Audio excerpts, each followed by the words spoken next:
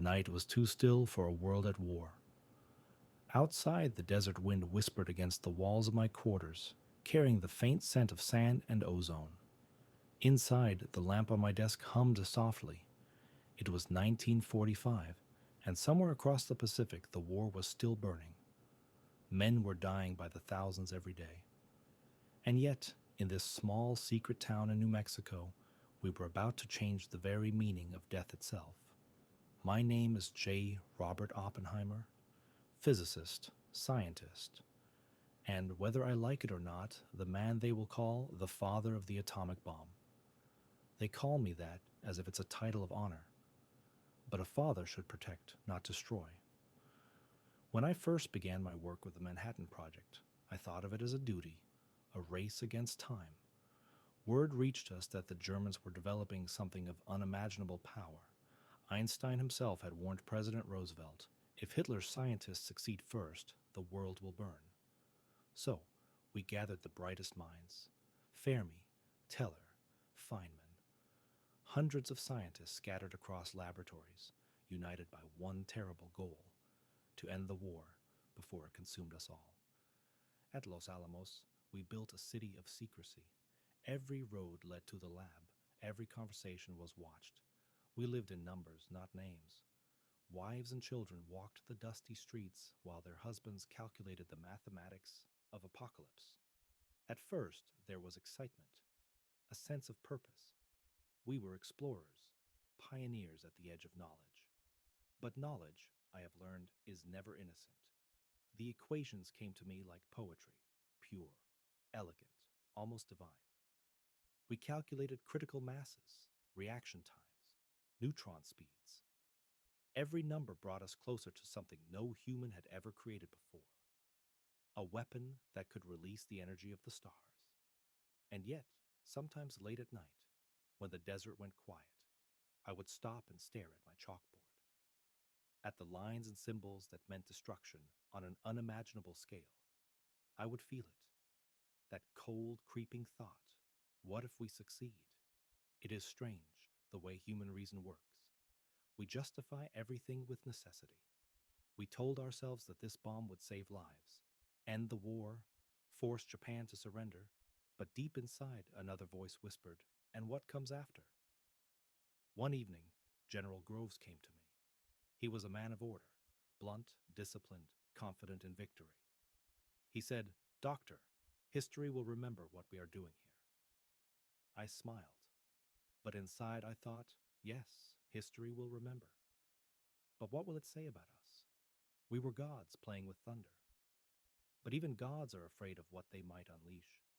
I began to have dreams, flashes of light, cities erased, shadows burned into walls. I would wake drenched in sweat, my mind full of equations I no longer wanted to understand. Still, the work continued. Because once you set a great machine in motion, you can't stop it. You can only hope to steer it. The pressure grew heavier each day. The military demanded results. Every delay meant more soldiers dying overseas. Every experiment that failed carried the weight of their deaths. That's how I justified it, not as ambition, but as necessity. We were told, end the war, do it before they do. But I remember one young physicist, he couldn't have been older than 23, asking me, "Sir, do you ever wonder if we're about to open a door that can never be closed?" I told him, "That's the burden of knowledge. Once you understand the atom, you can't unlearn it." But I didn't tell him the truth. The truth was, I did wonder, every day. Sometimes I thought back to my youth, to when I read Sanskrit for the first time, the Bhagavad Gita. I was fascinated by it, by Arjuna's struggle, his duty in the face of moral horror. There's a line I could never forget: "Now I am become death, the destroyer of worlds." At the time, it was just poetry. Now it feels like prophecy. We had gathered so much power, and yet we were so small. Each man in Los Alamos carried his own private fear, but none of us could speak of it aloud. We laughed at lunch. We played poker in the evenings. We smiled for photographs. But all the while, we were building the end of something. And the closer we got to the test, the more I realized that this was not simply a scientific breakthrough, It was a moral collapse. The scientists talked about measurements and yields, but I couldn't stop thinking about faces. The faces of people who would one day look up and see our creation falling from the sky. You see, people imagined that the hardest part of creating the atomic bomb was the science. It wasn't. It was the silence. The silence of knowing what it meant and saying nothing. That's the thing about genius. People think it's a gift, but sometimes it's a curse. To see farther than others means to see what others are too blind or too comfortable to imagine. And I could see it clearly. A world divided not by armies, but by the fear of annihilation. A future where children would grow up under the shadow of what we built here. The birth of the atomic age was not just the birth of a weapon, it was the death of certainty. After this, no nation would ever sleep soundly again. Now, as the test approaches, I can feel the weight of creation pressing down on my chest. They call it Trinity, a poetic name for an unholy act. In a few days, we will detonate the first atomic device in human history. I should feel pride, I suppose. Instead, I feel fear, not of failure, but of success. What if the chain reaction doesn't stop? What if the fire we light consumes the sky? I have told the generals it's safe. I've told my men it's controlled. But inside, I am not certain. No one is. And yet, we go on, because that's what humanity does. We build. We push forward, even when we know the edge is near. Perhaps that is what defines us. Our hunger to understand, no matter the cost. Tomorrow I will look upon the desert again, and in the silence before dawn I will know we have reached the threshold, not of victory, but of something far more dangerous, the power to end the war or end the world. July 16th, 1945, Trinity Site, New Mexico. The air was cold before dawn. A strange stillness hung over the desert, as if the world itself was holding its breath. I stood among my colleagues, a few hundred yards from the tower. On that steel structure sat the result of years of work, sleepless nights, and silent fears. A device we called the Gadget. Such an innocent name for something so terrible. Around me, men whispered in low voices. Some were smiling, nervous, excited, like children on the verge of discovery. Others stared into the distance, faces pale, hands trembling. We had all come to witness our creation take its first breath. The countdown began. I could hear my heart beat louder than the voices on the radio. 10, 9, 8. Every second stretched into eternity. I remember thinking, this is not science anymore. This is a prayer whispered to the unknown. 3, 2, 1. Then came the light. It wasn't like anything I had imagined. It wasn't a flash. It was a birth. A sun rising where no sun should ever rise. The desert turned to glass. The air itself screamed. For a moment there was no sound, just an expanding sphere of pure brilliance, brighter than anything the human eye should see. I raised my hand, as if that could protect me from what we had unleashed. Even through the safety goggles, I saw colors that shouldn't exist. It was beautiful and horrifying. The shockwave hit a few seconds later. The ground shook violently, and a wave of heat rolled over us, stinging the skin. Some men cheered. Others fell silent. One scientist clapped his hands, laughing with relief. It worked! It really worked. But I couldn't move. I couldn't feel triumph. I could only stare at the expanding cloud, a monstrous pillar of fire and dust climbing into the heavens. It looked alive, as if it were breathing, as if it were watching us. And in that moment, the words came back to me. Words I had once read in an ancient text. Words I never truly understood until now. Now I am become death. The destroyer of worlds, I whispered it without meaning to. It wasn't poetry anymore. It was confession. Everyone around me was silent now. The cheering had faded. Even the soldiers, the generals, the scientists. We all stood there, staring at the fire that touched the sky. I realized then that we had crossed a threshold. There would be no going back. For years I had told myself this bomb would end the war, that it would save lives, bring peace.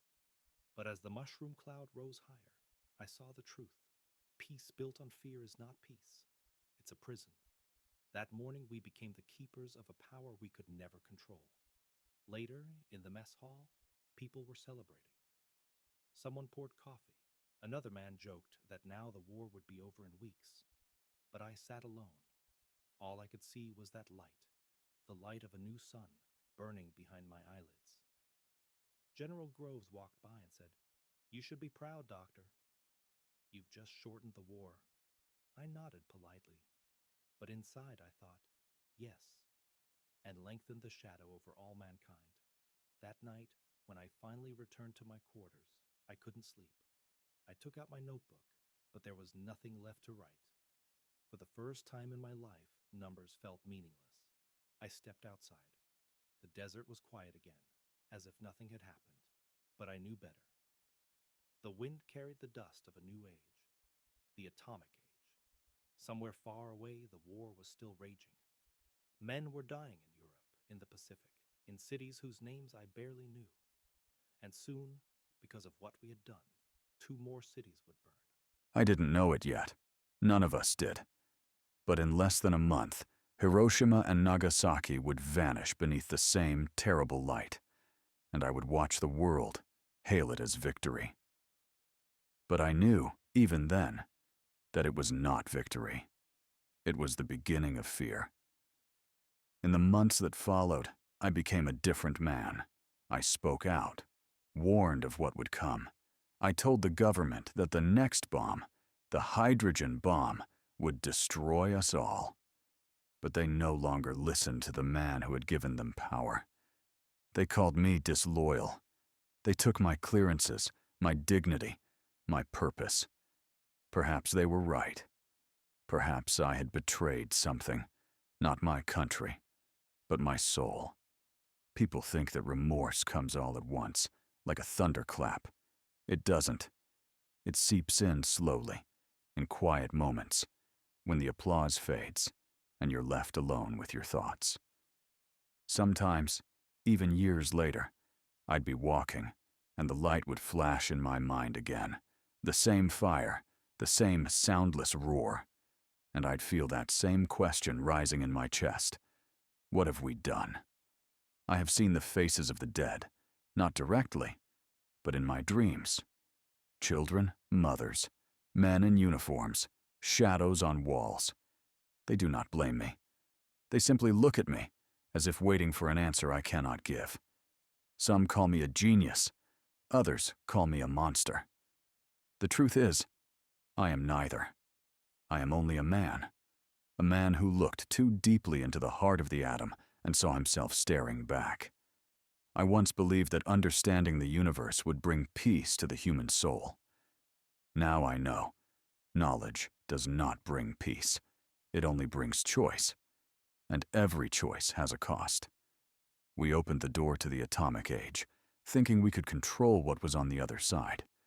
But the thing about power is, once it's born, it begins to live on its own.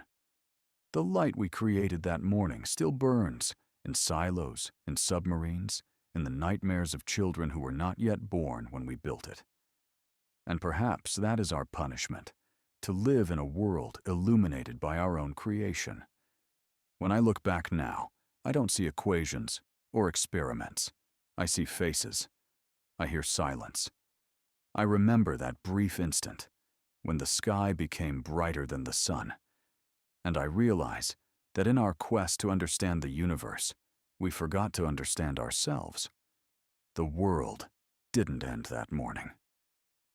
But something within us did. And ever since, humanity has lived in the shadow of that sunrise, the dawn of destruction.